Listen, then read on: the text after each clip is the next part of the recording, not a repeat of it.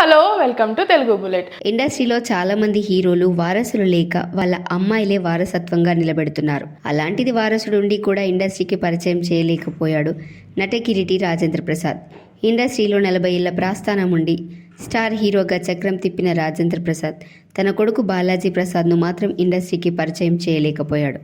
కొండంత బ్యాక్గ్రౌండ్ ఉన్నా కూడా ఎందుకు తన వారసుడిని హీరోగా చేయలేకపోయాడని ఆయన అభిమానుల్లో ఎప్పటి నుంచో ఒక అనుమానం ఉంది.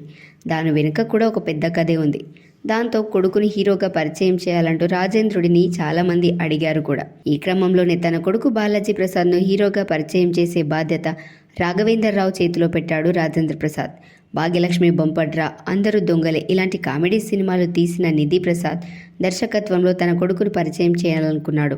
సినిమాకి ముహూర్తం కూడా పెట్టారు. కొన్ని రోజులు షూటింగ్ కూడా జరిగింది. అయితే అనివార్య కారణాలతో ఈ సినిమా షూటింగ్ పూర్తి చేసుకోలేకపోయింది.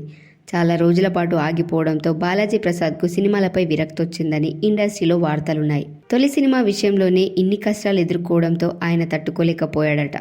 నటనంటేనే విసుగు తెచ్చుకున్నాడని ఆయన సన్నిహితులు చెబుతుంటారు. ఈ విషయంలో రాజేంద్ర ప్రసాద్ ఎంత ఒప్పించాలని చూసినా కూడా తండ్రి మాటను బాలాజీ ప్రసాద్ వినలేదు. ఆ తర్వాత అసలు సినిమాల వైపే చూడలేదు. కావాలంటే నిర్మాతలను తాను తీసుకొస్తానని చెప్పినా కూడా వినలేదట. Thanks for watching. Please do like, share and subscribe our channel Telugu bullet.